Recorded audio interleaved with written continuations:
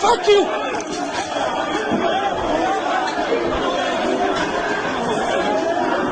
Watani! Ani wadi, anani muwe! Penge Sakaja begi ba mukana na kupiga picha huko sasa.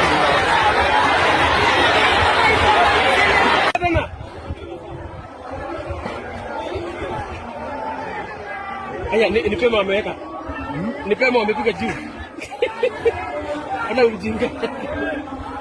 Ona. Ona pema, ona. Ona pema.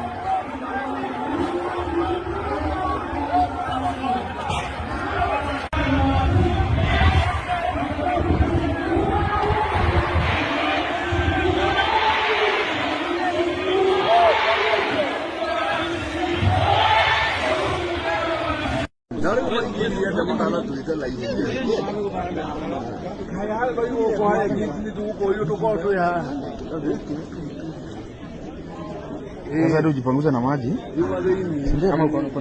Ama kitambaa. Tafuta kitambaa ujipanguze nayo. Kuna kingine nisaidie tu. Beda beha hena mfereji.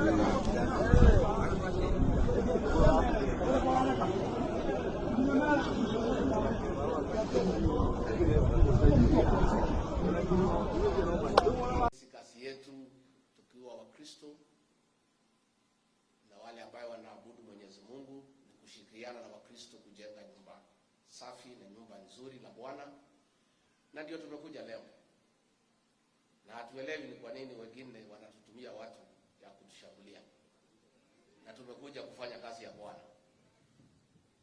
And mimi sitaki niseme mambo mengi kwa sababu nitazungumza kesho jioni. Takuwa na interview kesho. Niko na maneno tomorrow. Angalia vile maneno iko vile Kenya naenda, na nitasema kesho. So mine is to say Kenya is a country of the rule of law and constitutionalism. Na katiba yetu has granted several freedoms, kiwemo freedom of worship, freedom of association, freedom of speech, freedom of movement. Tumeona a concerted effort to curtail our freedom to move around the country and to associate with those who are like-minded. And it's very, very unfortunate. I didn't mind kutumiwa goons kila pahali. Kama hivyo ndivyo rais ameamua. If that is his modus operandi, it's okay. But sending goons ndani ya kanisa, rais, what happened to you? Ndani ya kanisa, surely hao watu ya kanisa ndio walikuombea. Sasa wewe umefika kiwango, ulinitumia goons Limuru kwa funeral, wakatuangaisha, tukasema ni sawa. The other December ukatutumia goons huko Shamata, wakatuangaisha, tukasema ni sawa. Last week ulikuwa umetuma watu huko Nyeri nje ya kanisa. Sasa umekuja mpaka umeingia ndani ya kanisa. Sawa, tulikuwa tunafikiria utapanga nje ya kanisa. You have become bold. You don't care anymore that you are sending goods through the governor hapa ya Nairobi kuja kuangaisha kanisa la Kristo na kuangaisha sisi. It's okay, there's no problem. Wewe endelea kama unaona hivyo ni sawa, there's no problem. We are aware the Deputy Inspector General aliambia polisi wasikuje, but a few policemen in plain clothes walikuja wakasaidia pale, which is okay because there are some officers who are conscious that they have a constitutional obligation to protect life and property. Last week tumetumia polisi kutuhangaisha Naivasha, which is okay. Lakini tunashangaa kwa nini? Kwa sababu wewe umetembea hapa kwetu mlimani, hakuna mtu amekuuliza. Si ametembea? Na nikaambia watu wamkaribishe. Bora walipe, si ndio? So Bunge, ladies and gentlemen, welcome back to BAV. This is Bunge Audio Visual. Welcome to Real Streets, Real Stories with your guy Buffet. And today we are taking it to the church, but not for Sunday school. We are talking about chaos, politics, and gunshot at the PCEA Kasarani East Parish. And this one, what I can say about this one is just straight like a movie. And guess who was at the center? The former Deputy President, that is Rigathi Gachagua, the former Deputy President of the Republic of Kenya.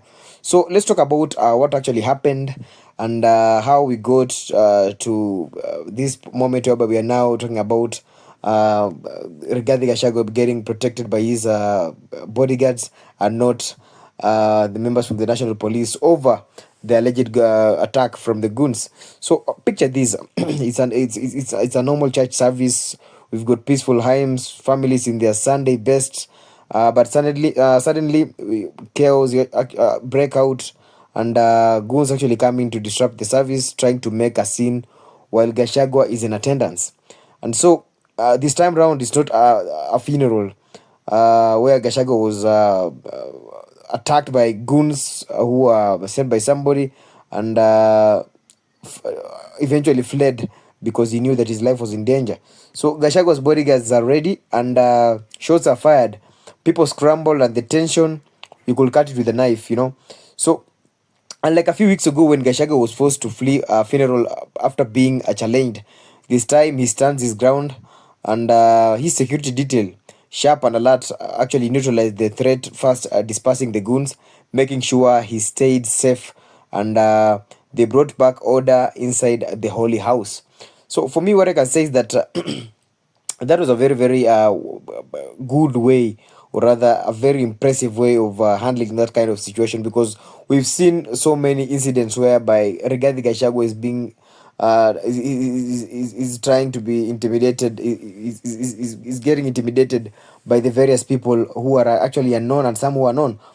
But I think it has reached a point whereby the former Deputy President has said enough is enough, and is going to cook the goose of the guys who are actually trying to play some intimidation, to tell and play some intimidation games to him. And now here's where it gets juicy about this story that you watched. So in a follow-up speech, we saw that Gachagua didn't hold back, and he straight up accused the president, that is William Samoei Ruto, of being behind the whole scene. And what he said is that the president has become rude, and he sent Goons through Nairobi Governor Johnson Sakaja, and he even ordered the police not to maintain order, and the Inspector General to restrain the police from actually going to be deployed to the place that there was a function at the PCA church. So the main aim of holding the police and not deploying them to that hotspot of chaos was to ensure that Gachagua had nobody to help him. And yeah, that was very, very wild. Imagine being a leader and saying that the head of state is using Goons to sabotage you in a church. So to many, they saw it as a mockery, but some saw it as a very audacious move by somebody who was served in the government and that he knows what it means to leave the government. But instead of ranting, Gachagua was seen applying a very, very mature tactic of handling his opponent. And he mocked Ruto by saying, "You can visit my area, but all you need is just to make sure that you give the people something small, like handouts, and they listen to you." So the crowd actually bursted into laughter, because man's basically calling Ruto cheap entertainment, because Gachagua has also thanked the few plainclothes police officers who showed up, and even though the Inspector General allegedly got orders not to deploy the uniformed police. So he actually reminded the crowd that I may no longer be Deputy President, but I am still a Kenyan, and I have the right to gather and worship. So to many that really hit deep, because no matter the politics, freedom of worship and safety is still a basic right to him. And yeah, we talk about the political undercurrents. This wasn't just about disrupting a service. This was about sending a message that you are no longer in power and all you need to do is sit down. But yeah, that is a message from the president. But Gachagua isn't backing down. He's showing that he still commands attention, he still draws the crowds, and still has the guts to call out the system right from the pulpit of the podium. So you saw the way he handled that kind of situation, and many thought that this guy, we thought that the moment he left the government, he could be intimidated by any means, and he could at least back down. But for Gachagua, I think this is a man that he made from the tough skin. They call him Mutu ya Murima, or rather the truthful man. You see, or Wamunyoro. You see. So some are saying that Gachagua is brave for standing up to what feels like the state intimidation. Others feel it's a political theater.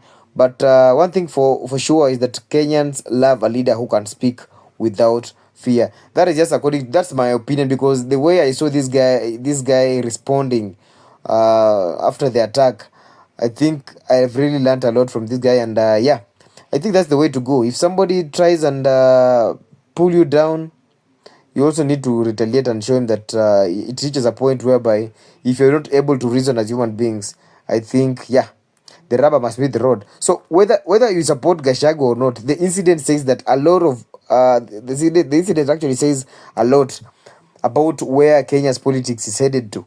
And when goons invade churches and leaders throw accusations like grenades, we've got to ask who really runs the show and how far will this power game go. Because it's not about acting powerful. The question is, for how long are you going to act powerful and ensure that all your rivals, or rather all your opponents, appeal to your mercy? So this has been real streets. This has been real stories. And yeah, with your host, with me being your host, the Buffet, I don't know what you guys have to say about this video. Let me know, was this another political stunt, or are we just witnessing the cracks of a broken brotherhood at the very top? So I want to get your comments, or rather your opinions, in the comment section below. And I'll end this by saying that you need to stay sharp, you need to stay woke, and I'll catch you on the next episode. So yeah, in short, the tensions that erupted at PCEA Kasarani Parish as goons disrupted a church service attended by the former Deputy President Rigathi Gachagua. And yeah, we have been able to dive into dramatic scenes where Gachagua's strong allegations against President Ruto and Governor Sakaja, and how politicians' witty yet serious clapback turned into a tense situation, into a moment of public support and laughter. Yeah, so I'll advise you guys to give me your opinions in the comment section below, and stay sharp, stay woke, and I'll catch you in the next episode. See you next time.